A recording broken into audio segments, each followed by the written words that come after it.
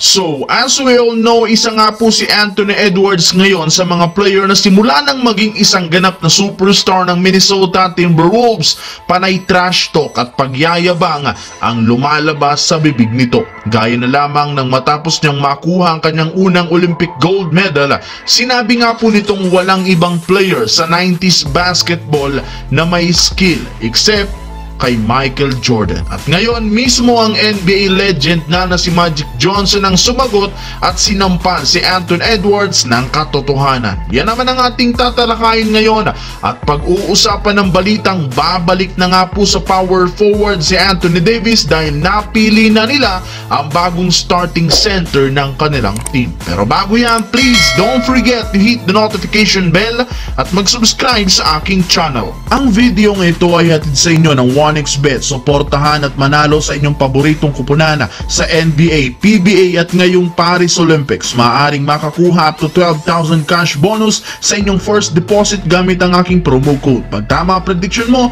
panalo ka. Pindutin lamang ang link sa comment section at mag-register gamit ang iyong GCash account para makapag-cash in at cash out. Isang paalala, tumaya mga Kawan Stories ng responsable.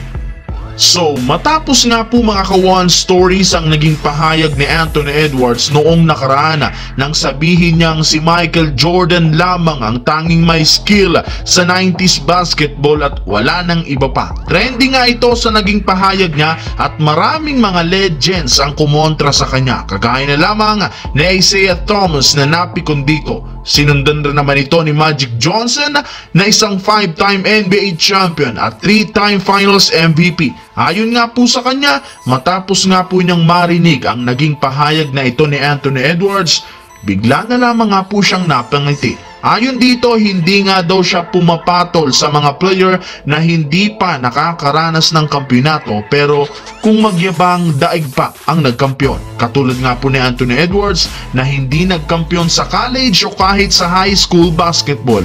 Ganito nga daw ang mga player ngayon na daig pa ang nagkampiyon pero kung titingnan ng record, wala kang makikitang maganda. Isang malaking sampal nga ito para kay Anthony Edwards na nagpapatunay lamang na wala siyang karapatang magyabang lalo wala pa siyang karanasan sa pagiging kampiyon. Sa kabilang banda naman tungkol sa Los Angeles Lakers. So, dahil sa naging prediction ng ESPN mga Kawan Stories na binagsak nila ang Lakers sa standings ng West, marami ngayon ang hindi naniniwala sa prediction na ito lalo pat andito para naman sina LeBron James at Anthony Davis. Kung inyong matatandaan, maganda ang opensa ng Lakers sa huling mga laro matapos nilang baguhin ang kanilang starting lineup at ipinasok si Rui Hachimura. Pero dahil hindi nga ito gumana sa postseason laban sa Denver Nuggets, balak nga po ngayong baguhin ni Coach JJ Redick ang starting lineup at ibalik si Anthony Davis sa power forward. Ayon nga po sa source,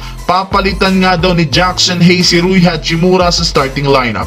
Ibig sabihin lamang nito, si Hachimura ang 6th man ng team. Napakagandang kombinasyon ito kung maituturing lalo pat napakaganda nga po ng nagiging laro ni Anthony Davis kapag nasa 4 ito. Kagaya na lamang noong 2020 kung saan nagkampiyon sila at ang kampanya ng Team USA ngayong taon sa Olympics.